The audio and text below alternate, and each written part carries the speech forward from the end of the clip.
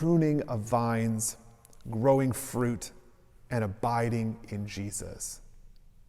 For the second straight week, we're offered a distracting image that is supposed to bring us closer to God. Last week, I flailed about trying to make sense of Jesus as a shepherd, knowing that most of us have little working knowledge of sheep, and the herding of sheep even less so, and the role of shepherds in first century Palestine even less than that. Now, there was one detail, however, that for me unlocks the good shepherd image, and that is in remembering that being a shepherd isn't a job. Many didn't choose to be shepherds or were compelled by what amounts to a court order to do it. Therefore, being the good shepherd isn't about being the right kind of person doing a particular job, but expressing an incredible love and commitment to the sheep without compensation or personal benefit. Like, that isn't the point. It's a story about love for the sake of love. So even as there is a lot about the image that we might miss, the love still speaks to us, even when we don't get all of the details. What Jesus is really speaking to shines through anyway, which is amazing. And this week's image of the vine puts us in a similar spot. It's a complex, distracting image that manages to speak to us anyway. Now, first off, Jesus describes himself as the vine and we as its branches, which makes this a complex image, is that he gets into pruning. Right? So this image about our interconnectedness and our connection to God, that we are all part of this big, bold community, gets complicated right out of the gates because Jesus wants to talk about snipping the vine back. Now, I'm not a gardener, not because I don't want to, I just have never learned to be. If I'm outside, I'm playing tennis or hiking or swimming, or else I'm doing inside stuff outside, right? Like writing or reading or like drinking coffee. So my understanding of pruning is primarily academic, right? I get the idea of it. And so why do we prune? Right? Sometimes the nutrients are spread to too many branches, so we cut some back to make the whole plant stronger. Sometimes a branch is dying, or we desire for the plant to look a certain way. Now, we know in our heads that pruning a plant is often necessary for its growth. It can get stronger when we cut it back. And when we apply this idea to human beings, it suddenly gets really complicated, and in two particular ways. One, like the untrained gardener, we all have a hard time telling the difference between unnecessary pruning and physical or emotional harm. Right? And much spiritual abuse is offered by people trying to help other people grow. And the other one is that we get so caught up in the idea of pruning that we forget that it isn't our job. We are not the master gardeners in this scenario. God is. These two confusions make it very easy to lose the thread of the story. The love God shares with the world grows inside of us.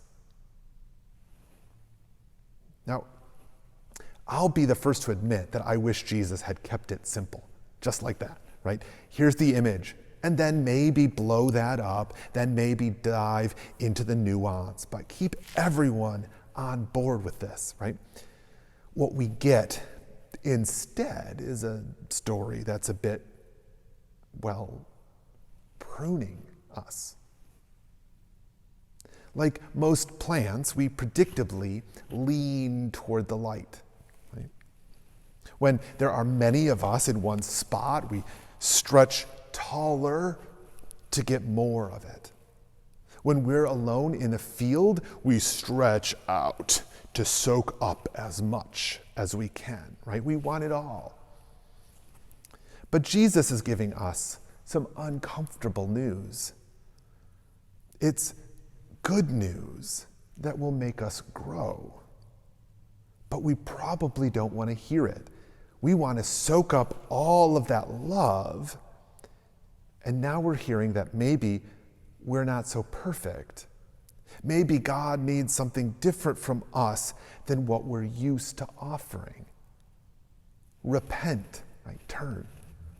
Become new as we all become new. Now, none of us likes to be pruned, but this is central to Jesus' teaching, that we are pruned, that we grow better when we allow God to make new growth through us. Now, our tradition is founded on this very willingness to be changed by God, but only that one time, a long time ago. Right?